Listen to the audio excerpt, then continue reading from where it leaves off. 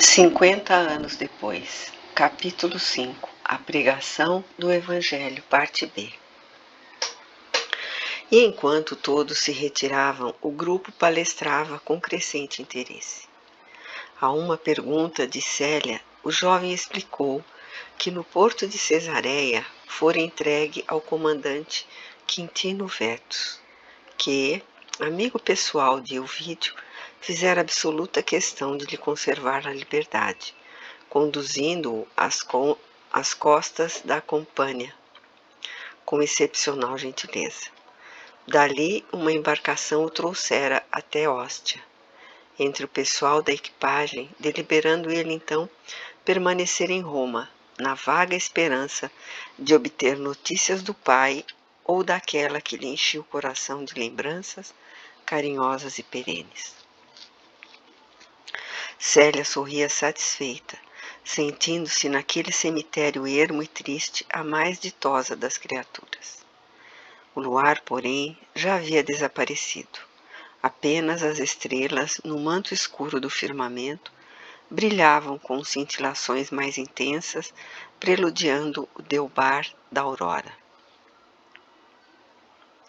Túlia Sevina lembrou então a conveniência de regressar enquanto antes.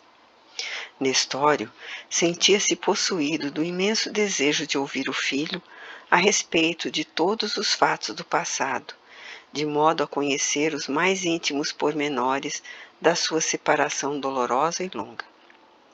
Mas, observando a sua intimidade com a jovem Patrícia, abstinha-se de muitas palavras, guardando atitude expectante e calma, embora adivinhasse o romance de amor daquelas duas criaturas mal saídas da adolescência. O ex-escravo mantinha sua atitude reservada, e enquanto Túlia Sevina se mostrava apreensiva, os dois jovens falavam, em todo o trajeto, de suas reminiscências ou de suas esperanças em Jesus, a claridade amiga das estrelas que empalideciam no firmamento. De mistura com os regressantes vinham agora em campônios descuidados e felizes, que se dirigiam ao pequeno perímetro urbano, nas primeiras horas da madrugada, levando os produtos do seu campo para as feiras. Todavia, no grupo das nossas personagens, ninguém observou que dois vultos as seguiam de perto, com insistente atenção, embora irreconhecíveis em razão dos capuzes que lhes cobriam o rosto. Nestório e Ciro acompanharam as duas Patrícias até as proximidades da residência de Ovídio Lúcio, onde Túlia Sevina se recolheu, em identidade de circunstâncias, obedecendo ao plano pré-estabelecido, voltando pai e filho pelos mesmos caminhos, até próximo da porta salária, onde se acomodaram no apartamento do primeiro. Foi aí que Nestório, absolutamente insone, em virtude das emoções daquela noite, ouviu a narrativa do filho até o amanhecer, capacitando-se de uma nova fase de sacrifícios que lhe seria imposta pelas circunstâncias em jogo. O sol já havia espalhado seus raios de ouro por toda parte, quando o liberto de Ovídio, algo acabrunhado, apesar do júbilo de rever o filho estremecido, falou-lhe abraçando-o com ternura. Meu filho, regozijo-me no Senhor pela alegria de te encontrar livre e salvo, com o pensamento iluminado pelas nossas profundas esperanças em Jesus Cristo. Mas temo por ti, doravante, como pai extremoso e desvelado. Acredito que, apesar da fé que me testemunhas, não soubeste dominar o coração moço e idealista no momento oportuno, pois já que entendias a vida qual a compreendes agora, estavas apto a reconhecer a inutilidade de qualquer fantasia no que se refere às venturas transitórias do mundo. Mas, por outro lado, Louvo-te a conduta honesta e me rejubilo com o teu esforço na santificação do teu afeto. Sou de opinião que seremos agora chamados aos mais penosos testemunhos de coragem moral, porquanto a família de Célia não toleraria jamais uma pretensão tua. Mas descansa, filho, precisas de energia e de repouso. Quanto a mim, o sono agora ser-me-á impossível. Aproveitarei o tempo para ir ao velabro, onde me guiarei por suas informações a fim de transportar para aqui os objetos que te pertencem, e ao mesmo tempo avisarei o censor Fábio Cornélio da impossibilidade de trabalhar hoje. E acentuando as palavras com um sorriso de satisfação, rematava: Doravante estaremos sempre juntos para a mesma tarefa e aqui permaneceremos até quando Jesus nos permita. Ciro, em resposta, beijou-lhe as mãos comovidamente. Antes de dirigir-se ao velabro, que era um dos bairros mais pobres e mais populares de Roma, o liberto procurou a prefeitura dos pretorianos, ali se avistando com o lictor Domítio Fúlvius, pessoa de confiança dos seus chefes, solicitando-lhe cientificasse o censor do seu impedimento naquele dia e providenciando em seguida para que a mudança do filho para sua casa se efetuasse com a possível presteza. Sentiu o coração apreensivo e amargurado em face dos acontecimentos, e todavia colocava a fé acima de tudo, rogando a Jesus lhe concedesse a inspiração devida para o aclaramento de todos os problemas. Quanto a Túlia Sevina, algo desapontada, informou a amiga pela manhã dos fatos singulares que haviam ocorrido. Alba Lucínia ouvia assaz surpreendida, experimentando o coração pejado de amargas expectativas. Chamou a filha ao seu gabinete de repouso, mas, notando-lhe a serenidade e recebendo-lhe a promessa de guardar inteira observância às recomendações paternas, buscou tranquilizar-se a si mesma, de modo a minorar as próprias mágoas. Chegando ao seu gabinete manhã alta, Fábio Cornélio foi procurado com insistência por Pausanias, que ainda em Roma guardava a chefia dos servos da casa de seu genro, e que lhe falou depois de respeitosa reverência. Ilustre censor, aqui venho obedecendo a um desígnio sagrado dos deuses, a fim de vos informar de graves acontecimentos ocorridos esta noite. Mas como? Graves acontecimentos? Perguntou o sogro de Ovídio, visivelmente impressionado. E Pausanias relatou-lhe, então, todo o ocorrido, asseverando haver seguido as duas senhoras, dado seu zelo carinhoso por todos os assuntos atinentes ao nome e à posição de seu amo, saturando as suas afirmativas de expressões bajuladoras ou exageradas, para melhor impressionar a sua autoridade e o seu prestígio. Mas Nestório é cristão? Interrogou o censor admirado. Custa-me acreditá-lo. Senhor, pelas graças de Júpiter, estou afirmando a verdade, respondeu Pausanias com a sua atitude humilde à frente dos mais poderosos. Euvídio agiu muito precipitadamente, falou o orgulhoso patrício, como se estivesse falando para si mesmo, conferindo a tal homem tamanha responsabilidade em nossa esfera de trabalho. Todavia, tomarei ainda hoje todas as providências que o caso requer e agradeço os teus bons serviços. Pausanias retirou-se, enquanto Fábio Cornélio, que também não ignorava o romance de Ciro e da neta, tomava-se de cólera contra os dois ex-escravos que vinham perturbar a tranquilidade doméstica. Considerando a ausência do genro que ainda se conservava em Tibur, deu todas as providências julgadas indispensáveis, sem vacilar no cumprimento de suas íntimas decisões em relação ao assunto. Nas primeiras horas da tarde, um destacamento de pretorianos chegava à habitação coletiva onde se alojavam pai e filho, em cumprimento das ordens emanadas da Justiça Imperial. Chamados, os dois libertos compreenderam a gravidade da situação, concluindo que alguém os houvera denunciado e traído. Abraçaram-se em prece mútua, como se desejassem renovar os protestos de confiança e de fé na providência divina, prometendo-se um ao outro o máximo de coragem e resignação nos transes angustiosos que entreviam à frente.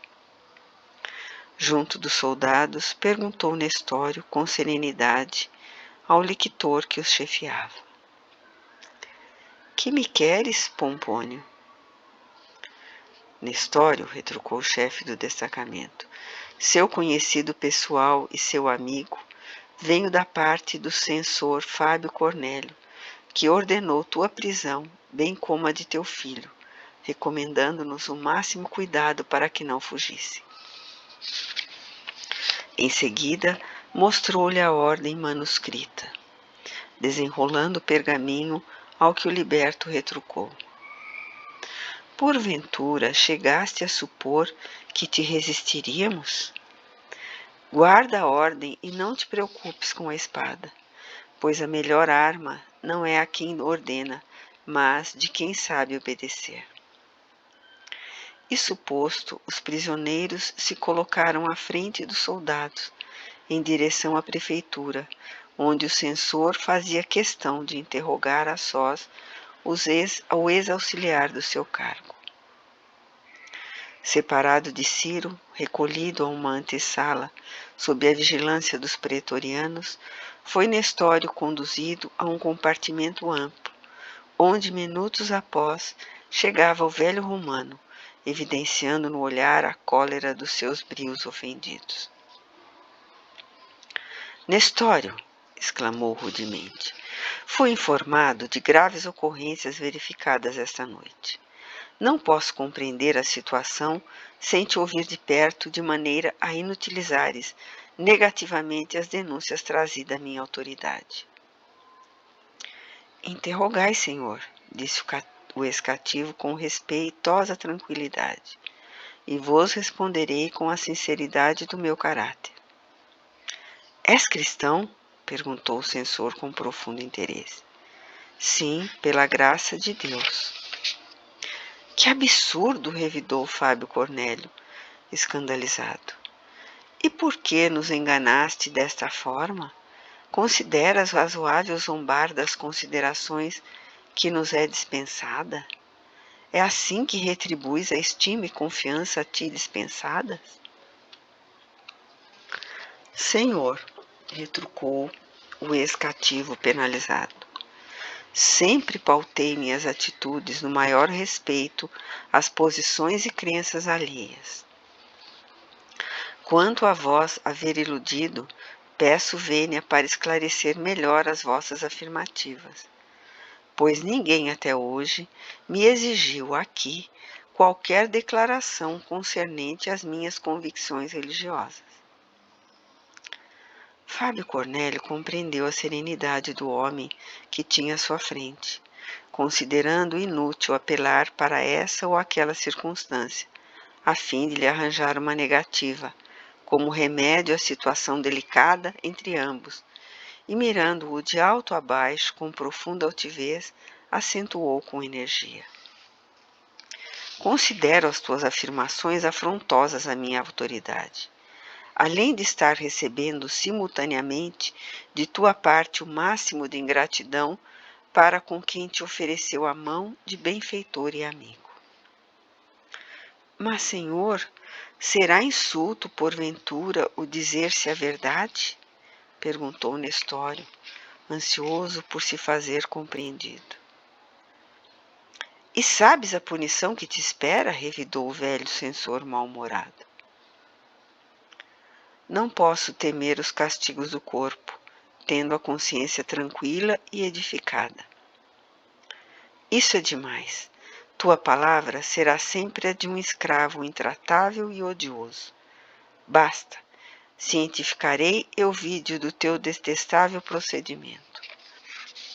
E chamando Pompônio, Gratus, para ouvir-lhe as declarações, o orgulhoso patrício retirou-se do recinto, pisando forte, enquanto Nestório era obrigado a relatar a sua condição de adepto e propagandista do cristianismo, reafirmando ser pai de Ciro e fornecendo outros informes de maneira a satisfazer a autoridade com a exposição dos seus antecedentes. Nestório, exclamou Pompílio Gratus, assumindo ares de importância na qualidade de inquiridor para o caso no momento. Não ignoras que as tuas afirmativas constituirão a base de um processo, cujo resultado será a tua condenação. Sabes que o imperador tem sido justo e magnânimo para todos os que se arrependem a tempo de atitudes como a tua, desarrazoadas e infelizes. Por que não renuncias agora a semelhante bruxedos? Negar a fé cristã seria trair a própria consciência, replicou o liberto calmamente. Além disso, não fiz que me pudesse induzir ao arrependimento. Nada fiz. Mas não eras um escravo?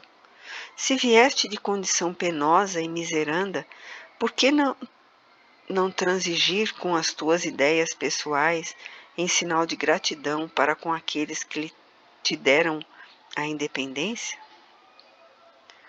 No cativeiro, nunca deixei de cultivar a verdade como a melhor maneira de honrar os meus senhores. Mas, ainda assim, sempre tive um outro jugo, suave e leve, o de Jesus. E agora acredito que o Divino Senhor me convoca ao testemunho. Cavas o abismo de teus males com as próprias mãos, disse o lictor com indiferença. E acentuando as palavras com o mais fundo interesse, acrescentou. Agora, faz-se mister digas onde se reúnem essas assembleias, para que as autoridades se orientem na campanha de expurgar a cidade dos elementos mais perigosos.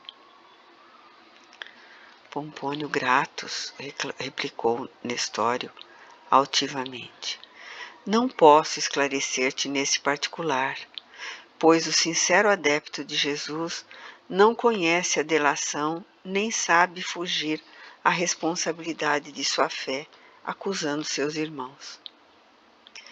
O lictor irritou-se, revidando-se com acrimônia. E não temes os castigos que te forçarão a fazê-lo em tempo oportuno? De modo algum.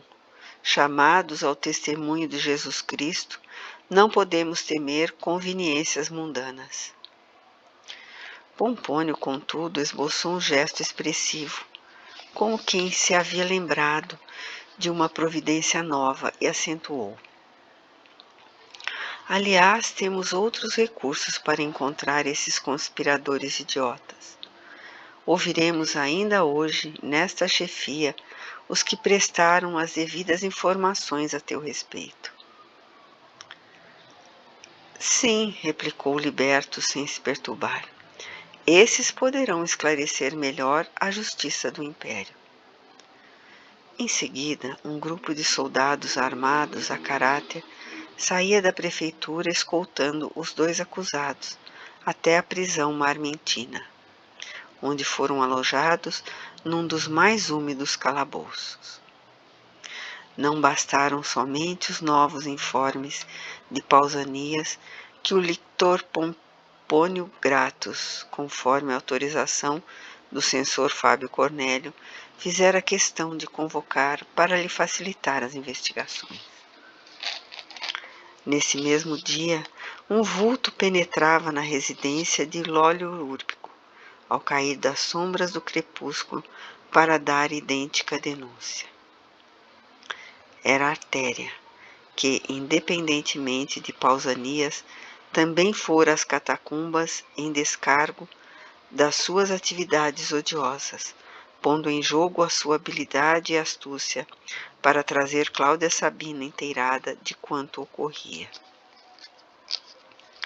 Assim que, antes de regressar a Tibur, após uma semana de repouso no lar, a antiga plebeia notificou a Quinto Bíbulo os ajuntamentos do cristianismo, além da porta nomentana, pintando-lhe quadros terroristas de feição a exacerbar o receio das conjuras que caracterizavam os administradores políticos da época.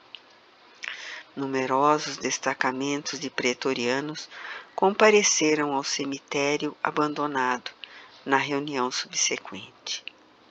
Centenas de prisões foram efetuadas. Os calabouços escuros do Capitólio e dos cárceres do Esquilino ficaram repletos, e a circunstância mais grave é que entre os prisioneiros figuravam pessoas de todas as classes sociais. Irritado, o imperador mandou que se instaurasse processos individuais, a fim de apurar todas as responsabilidades isoladas, designando numerosos dignatários da corte para a devassa imprescindível. Hélio Adriano nunca procedeu como Nero, que ordenava o extermínio dos cristãos sem cogitar da culpa de cada indivíduo de conformidade com os dispositivos legais, conforme a evolução jurídica do Estado romano. Mas também não perdoou, jamais aos adeptos do Cristo que tivessem a coragem moral de não trair a sua fé perante a sua autoridade ou de seus prepostos. O inquérito começou terrível e sombrio. Famílias desesperadas de dor acorriam às prisões implorando piedade aos algozes. Quantos abjurassem da crença em Jesus diante da imagem de Júpiter Capitolino, jurando-lhe eterna fidelidade, podiam regressar livremente ao lar, retomando os bens da liberdade e da vida. Os que não se prosternassem ante o ídolo romano, mantendo inabalável a fé cristã, podiam contar com o flagício e, quiçá, com a morte. Entre mais de 300 de criaturas, apenas 35 reafirmaram a sua fé em Jesus Cristo, com sinceridade e fervor irredutíveis. Por essas, as portas do cárcere se fecharam sem piedade e sem esperança. Entre os condenados estavam Nestório e seu filho, que, fiéis a Jesus, repousavam nos seus desígnios misericordiosos, convictos de que qualquer sacrifício em favor da sua causa era uma porta aberta para a luz e para a liberdade.